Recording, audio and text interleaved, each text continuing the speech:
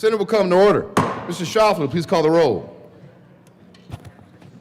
Senators Amabile, Baisley, Ball, Bridges, Excused. Bright, Carson, Catlin, Cutter, Danielson, Excused. Doherty, Excused. Exum, Excused. Frizzell, Gonzalez, Hendrickson, Judah, Kipp, Kirkmeyer,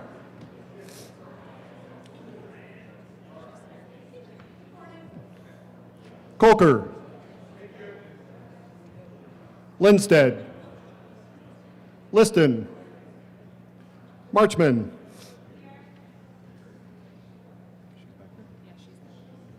Michelson Janae, Mullica, Pelton B, Pelton R, Rich, Roberts, Rodriguez, Simpson, Snyder, Sullivan, Wallace, Weissman, Zamora Wilson. Mr. President. Let's do this. The morning roll call is 31 present, 0 absent, 4 excused. We have a quorum. Senator Carson, would you please lead us in the Pledge of Allegiance? Thank you, Mr. President. Will you all please rise and join me in the Pledge of Allegiance? I pledge allegiance to the flag of the United States of America and to the republic for which it stands, one nation, under God, indivisible, with liberty and justice for all. Approval of the journal.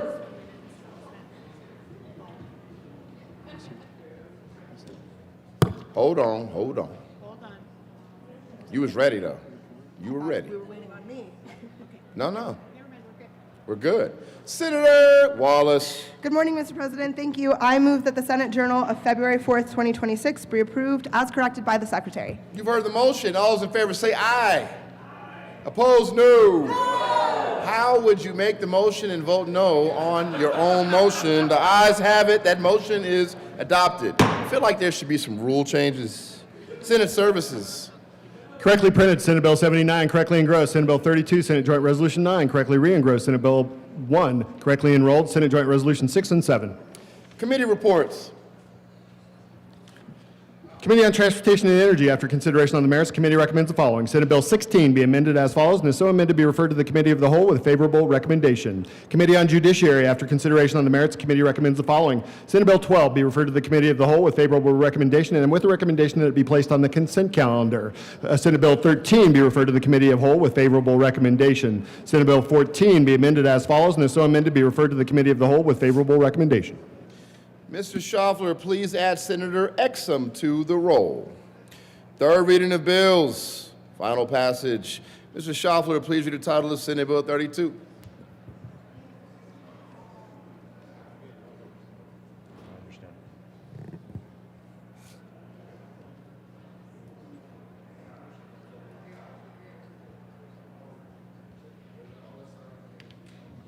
Did you say you're a yes? I just heard you. Okay. Happy birthday. No.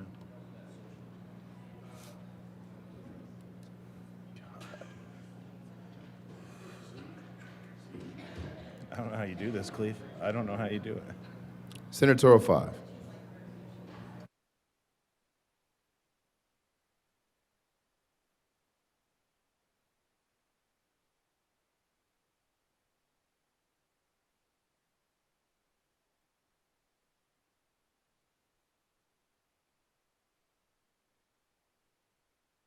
Mr. Schauffele, please read the title of Senate Bill 32. Senate Bill 32 by Senators Doherty and Mullica and Representatives Ferre and Brown concerning the promotion of immunization access. Senator Mullica. Thank you, Mr. President. I move Senate Bill 32 on third reading and final passage. Further discussion. Jesus. Senator Mullen. Thank you, Mr. President. Members, I'd be remiss if I didn't mention my prime sponsor on this bill, who might have just had a baby, and that's why she's not here. But she definitely put in a lot of work on this bill and deserves a lot of credit for where we are today and the focus that we've made in this state when it comes to immunizations and public health and protecting this state. And so I really want that to be on the record. And I know she can't be here today, and she's kissing that baby at home and taking care of her. But she deserves a lot of credit for this bill. And so with that, members, science matters. The fact is, vaccines are safe and effective. They've saved millions of lives.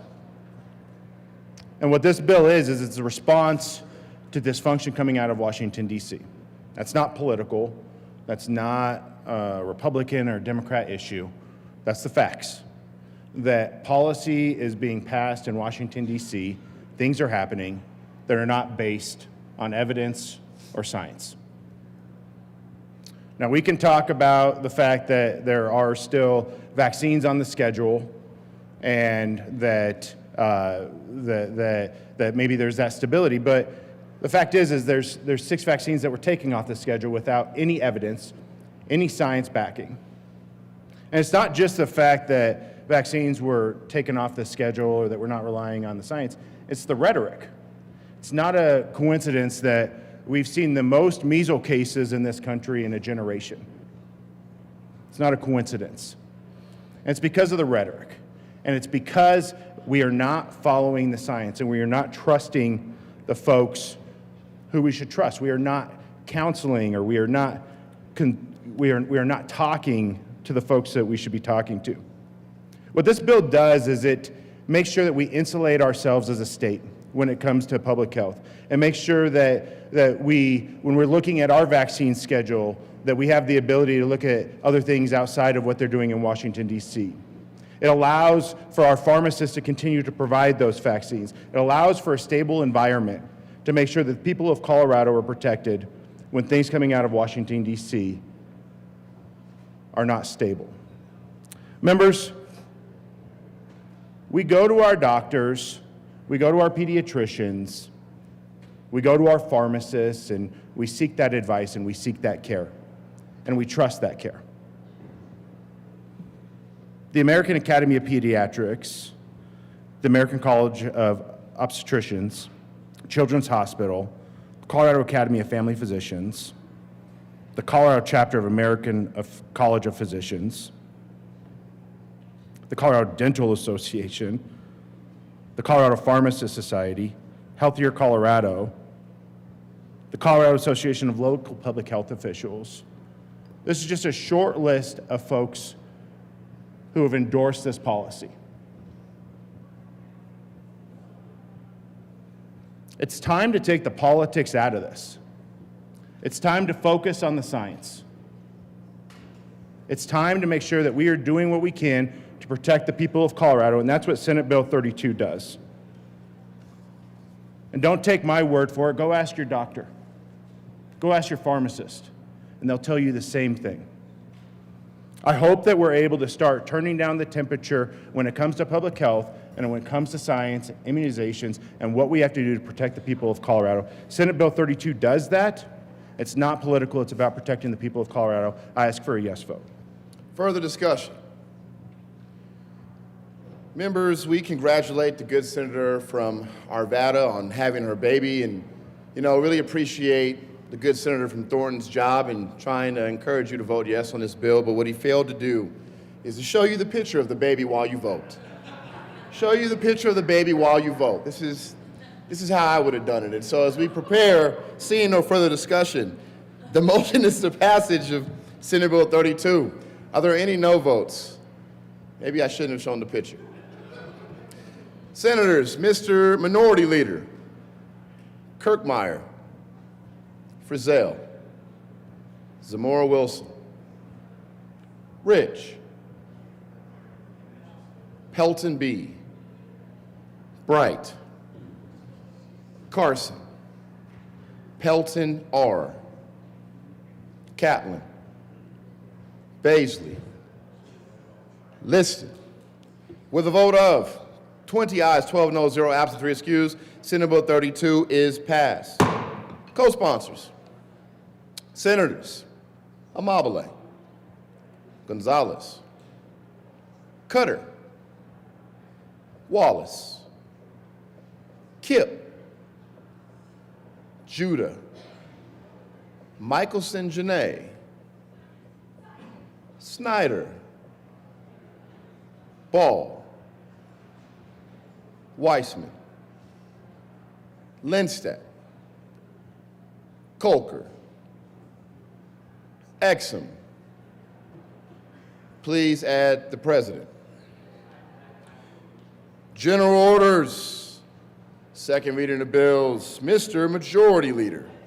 Thank you, Mr. President. I move that general order second reading of bill calendar lay over until Friday, February 6, 2026. The motion is to lay over the general order second reading of bills calendar Friday, February 6, 2026. All those in favor say aye. Opposed, no. The ayes have it. The special order second reading of bills calendar will lay over until Friday, February 6, 2026. Consideration of resolutions. Mr. Schaffler, please read the title of SJR 008. Senate Joint Resolution 008 by Senator Roberts and Representatives McCluskey and Lukens concerning honoring Colorado's 2026 Winter Olympians and Paralympians. Senator Roberts. Thank you, Mr. President. I move Senate Joint Resolution 008 and ask that it be read at length. Mr. Schaffler, please read SJR 008 at length.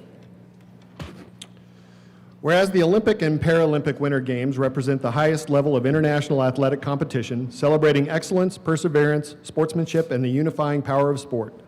And whereas Colorado has long been a national leader in winter sports with world-class mountain terrain, training facilities, and a strong outdoor recreation culture that help develop athletes capable of competing on the international stage. And whereas athletes from Colorado who qualified for the 2026 Olympic and Paralympic Winter Games demonstrate extraordinary dedication, discipline, and resilience, often training for years while balancing education, employment, and commitments to their families and communities. And whereas while wearing the uniform of the United States of America and competing before a global audience, Colorado's Olympic and Paralympic athletes proudly represent our nation with honor and distinction, serving as ambassadors for American values, including perseverance, teamwork, fair competition, and respect for others, while also representing the state of Colorado and their hometowns, many of them rural and mountain communities. And whereas Colorado is home to nationally and internationally recognized training facilities that support elite athletic development, including the U.S. Olympic and Paralympic Training Center in Colorado Springs, the U.S. Ski and Snowboard Team Training Center at Copper Mountain in Summit County, and numerous additional venues across the state that are regularly used by U.S. Olympic and Paralympic teams.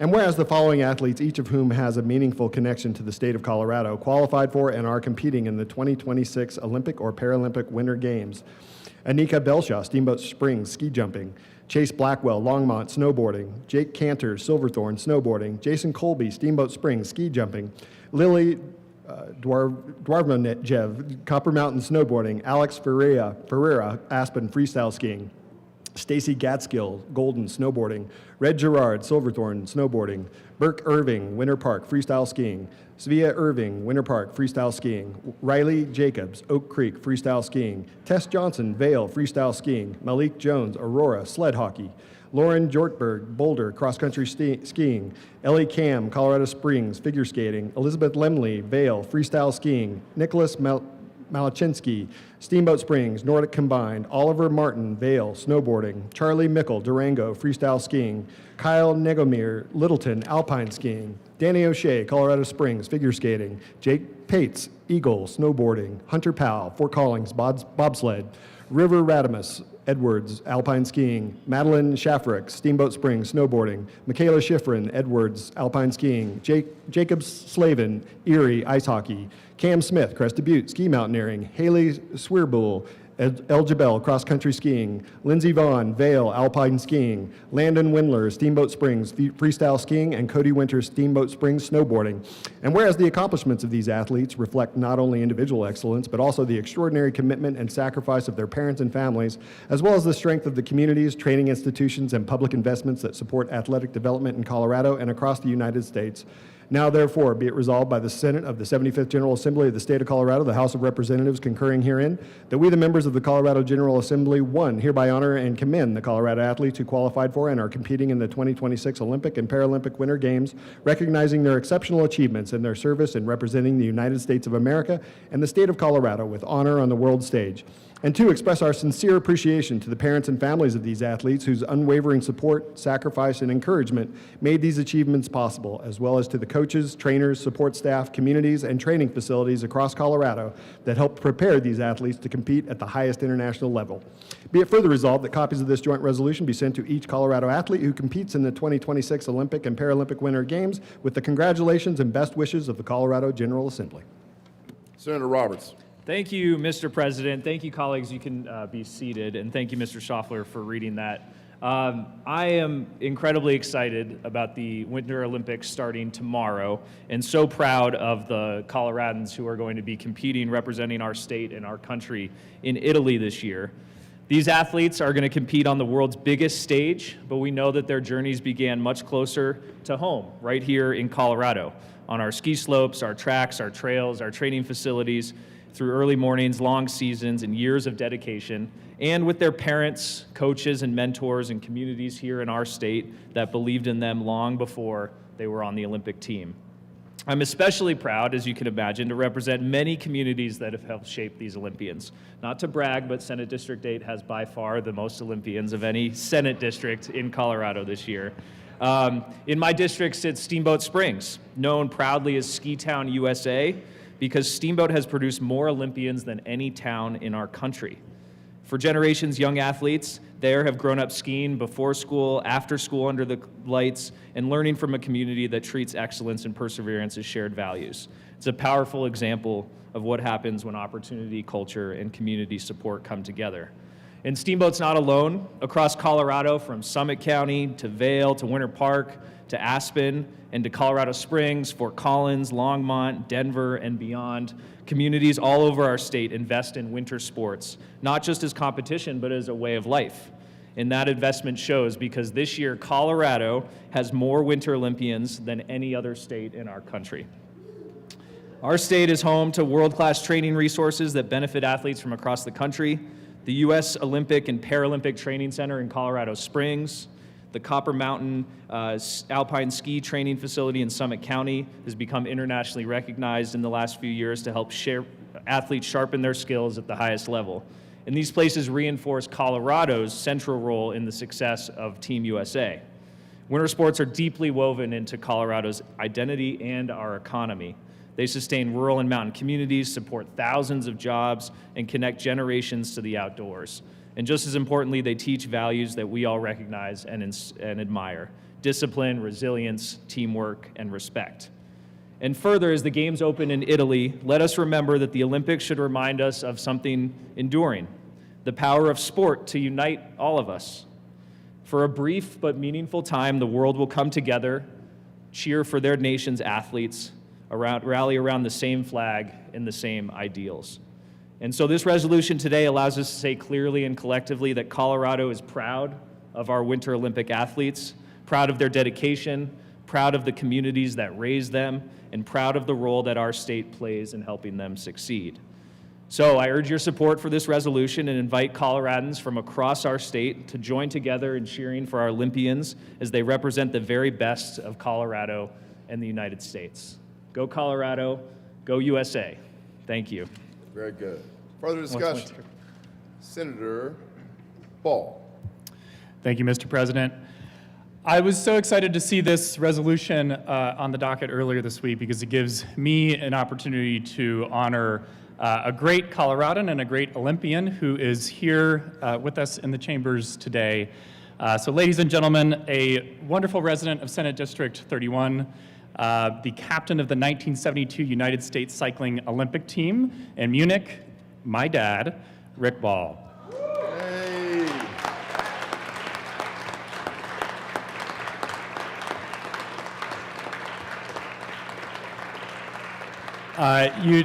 You don't have to remain standing, but I do want to say a couple words about him because he's really humble, and so I never get a chance to honor him. But it's a wonderful Colorado story. A native of Golden, Colorado, Golden High School class of 1962. He was student body president. He told me I had to say that. A 1966 graduate of the University of Colorado. And after Rick Ball graduated from CU, he worked his way across the Atlantic. He washed dishes on an Italian merchant marine ship. And he backpacked around Europe, and that's where he fell in love with bike racing. And so when he came back to Colorado and back to the United States, when he wasn't working, when he wasn't protesting the Vietnam War, when he wasn't marching with Martin Luther King in 1967 on Easter Sunday, when he wasn't striking successfully for the Teaching Assistant Union, he was racing bikes. He was captain of the cycling team in 1971 at the Pan Am Games in Colombia. He was captain of the United States cycling team in the 1972 Munich Olympics. And on the bike, he was known as a workhorse. He sold all of his medals before I was a kid, so I just grew up with stories.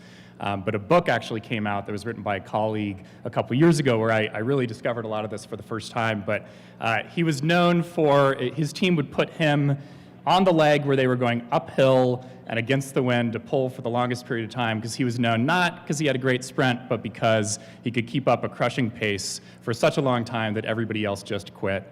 His nickname, I'm not making this up, was Rick Ball, the leg breaker. And lucky for me, he walked away from cycling shortly after the Olympics because he decided he wanted to settle down and have kids, and he found his second love in life after bike racing, which was teaching math, which he did for almost 40 years. But I'm so proud to tell his story because he's such a treasure, he's such a great Coloradan, and such a great dad. And in his honor, I wish the current Olympians from Colorado good luck this year. You come from a great heritage. Colorado vastly overproduces in Olympic athletes, not just in Steamboat Springs, also in Senate District 31. So good luck. We'll be waiting for you when you come back with all the medals. Thank you so much.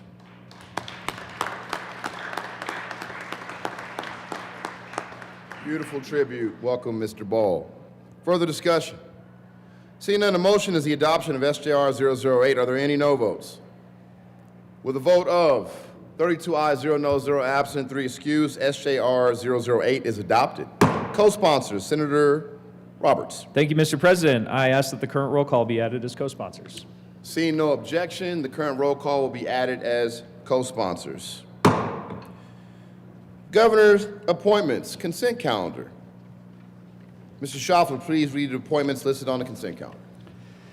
Executive Director of the Department of Higher Education, effective January 12, 2026, for a term expiring at the pleasure of the Governor. James J.B. Holston of Denver, Colorado, appointed. Members of the Private Occupational School Board for a term expiring July 1, 2026. Howard Ogg of Denver, Colorado, to serve as a representative of the general public who is an owner or operator of a business within Colorado that employs students who are enrolled in schools that are subject to administration by the Private Occupational School Division, occasioned by the resignation of Scott Cardona of Denver, Colorado, appointed. For a term expiring July 1, 2029, Jason Wardrop of Aurora, Colorado, to serve as a public member, appointed. Mr. Majority Leader.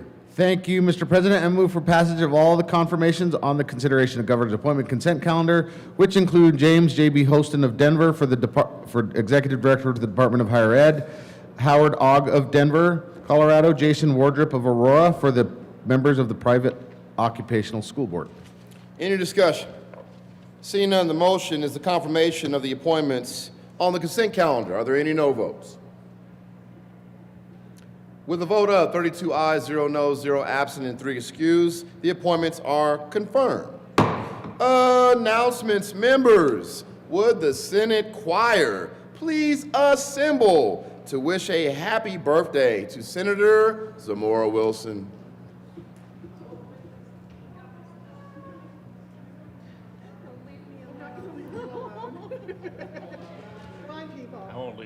Okay, thank you. All right. Okay. Happy birthday to you. Happy birthday to you. Happy birthday, Senator Zamora Wilson. Happy birthday to you.